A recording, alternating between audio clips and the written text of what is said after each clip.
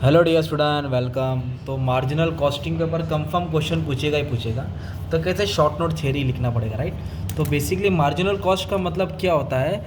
Marginal cost is a change in cost, मतलब company के cost में कितना चेंज आया। पहले मान लो 10 करोड़ खर्चा था, फिर दूसरे साल में 12 करोड़ हो गया, फिर कंपनी का फिर 13 करोड़ कॉस्ट हो गया। तो पहले 10 से 12 करोड़, मतलब इधर 2 करोड़ बढ़ा, तो 2 करोड़ का चेंज आया। इधर से इधर कितना करोड़ का चेंज आया? 1 करोड़ का। मतलब इधर कंपनी ने सुधार लाया ना यार। खर्चा बढ़ रहा है, कमा भी रही है, तो कितना खर्चा बढ़ रहा है? तो ज़्यादा करके मार्जिनल कॉस्ट में क्या आता है मालूम है? क्या वेरिएबल कॉस्ट आता है। क्या आता है? तो अभी लड़ाई करना पड़ेगा कि वेरिएबल क्या होता है, फिक्स क्या होता है, राइट। तो मार्जिनल मतलब change in total cost. Marginal costing एक टेक्निक है, ठीक है। कंपनी अपना टारगेट डिसाइड करता है कि कितना माल बेचना है, कितना नहीं बेचना है, कितना बेचेगा तो प्रॉफिट होगा, कितना बेचेगा नहीं बेचेगा तो लॉस होगा। कंपनी अपना टारगेट सेट करता है। ओके, तुम लोग को समझा दूंगा, तुम लोग भी टारगेट सेट कर सकते हैं अपना। तो मार्जिन मतलब चेंज इन टोटल कॉस्ट। तभी फिक्स और variable. Fix cost are those cost that remain same, वो जो चेंज होता नहीं है उसको क्या बोलते हैं? Fix cost. कॉस्ट शीट में भी बढ़ा रहेगा, जैसे भाड़ा, इंटरेस्ट, इंश्योरेंस, ईएमआई। अभी किसी ने बाइक लिया है 1 लाख का, हर महीना 10,000 ईएमआई दे रहा है। तो अगर वो मान लो बाइक नहीं चलाया, घर पे रखा है, तो बैंक वाले को ऐसे नहीं बोलते मैं तो बाइक चला ही नहीं, मैं भाड़ा का के लिए दूँ, मेरा इंटरेस्ट का दूँ। बैंक वाले तू चला मत चला, तेरे को तो ईएमआई देना ही पड़ेगा ना। तो ये फिक्स कॉस्ट है, तुमको देना ही पड़ेगा। तो मार्जिनल कॉस्ट में फिक्स कॉस्ट नहीं होता है। मार्जिनल कॉस्ट में फिक्स कॉस्ट वेरिएबल कॉस्ट होता है। मटेरियल क्या होता है? मटेरियल बोले तो raw material, work in progress, finish goods है ना, लेबर, पगार, ओवरहेड मतलब ऊपर का खर्चा, ऑफिस का, सेलिंग का, है ना, ऑपरेटिंग एक्सपेंस, इसको बोलते हैं वेरिएबल कॉस्ट। ये जब चेंज होता है तो फिर अपना सेलिंग प्राइस, अपना प्रॉफिट बढ़ता है घटता है वो बताना पड़ता है। तो मैं एक एग्जांपल के तौर पे तुमको समझाता हूँ। ओके, फॉर एग्जांपल तो एक स्टेटमेंट है, तुमको याद करना पड़ेगा। तो इधर लिख देता हूँ, ठीक है। चलो आ जाओ। तो सबसे पहले क्या लिखने का रहता है? सेल्स। क्या लिखने का? सेल्स से ना वेरिएबल कॉस्ट माइनस करेंगे। क्या माइनस करेंगे? तो अपने को कंट्रीब्यूशन मिलेगा। तो मान लो हम लोग एक आर्टिकल बेच रहे 10 रुपये का, कितने रुपये का बेच रहे? 10 का। और उसका वेरिएबल कॉस्ट कितना दिया? 6 रुपया। और फिक्स कॉस्ट से 1 लाख रुपया, मतलब प्लांट है अपना बड़ा, 1 लाख का मान लो बड़ा भाड़ा रेंट देना पड़ा रहेगा। अच्छा, कितने का बेच रहे? 10 का। और ऊपर का खर्चा कितना रुपया? 6 रुपया। ये सबको मिला के 6 रुपया। तो कंट्रीब्यूशन कितना हो गया? 4। तो कंपनी क्या करती है मालूम है क्या? सबसे पहले अपना प्रॉफिट वॉल्यूम रेशियो निकालती है। तो प्रॉफिट वॉल्यूम रेशियो कैसे निकालती है कंपनी? उसका फॉर्मूला क्या है? Profit volume ratio. तो उसका फॉर्मूला है कंट्रीब्यूशन अपॉन सेल्स इंटू 100। मतलब कंपनी कितना कमा रहा है वॉल्यूम के पीछे। तो कंट्रीब्यूशन 4 है, सेल 10 है, ये 4 है, ये 10 है, मतलब 40% उसका पीवी रेशियो है। कितना? मतलब कंपनी जितना भी माल बेच रहा है उसके ऊपर 40% उसकी कमाई है, एक तरफ से निकल रहा है, खर्चा निकल रहा है। तो ब्रेक इवन पॉइंट मतलब कितना माल बेचे, तो इसका फॉर्मूला है fix cost divide by PV ratio into 100।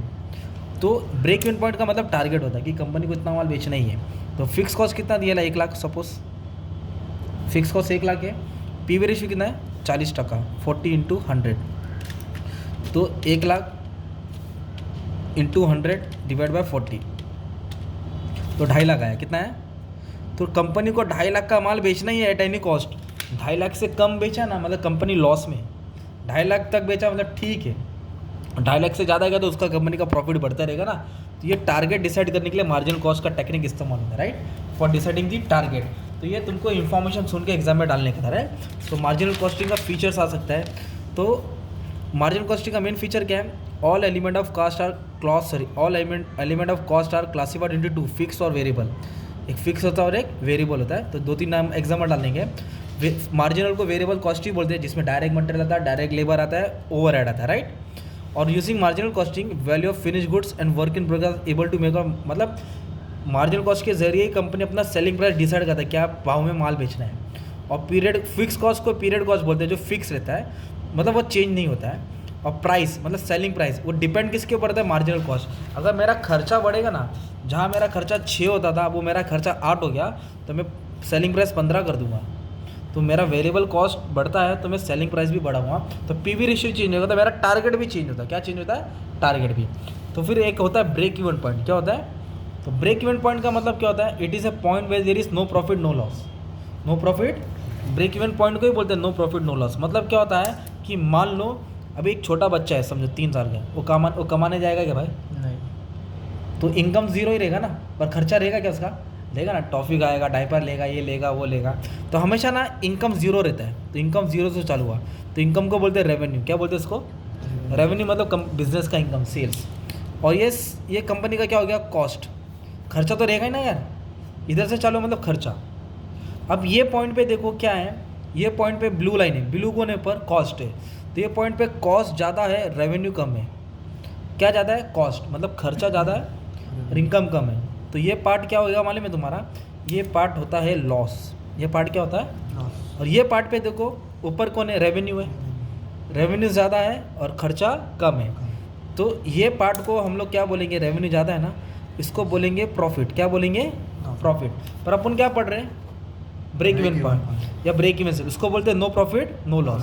तो ये पॉइंट है ब्रेक इवन पॉइंट। क्या हो गया ये? इसको ई दे देंगे।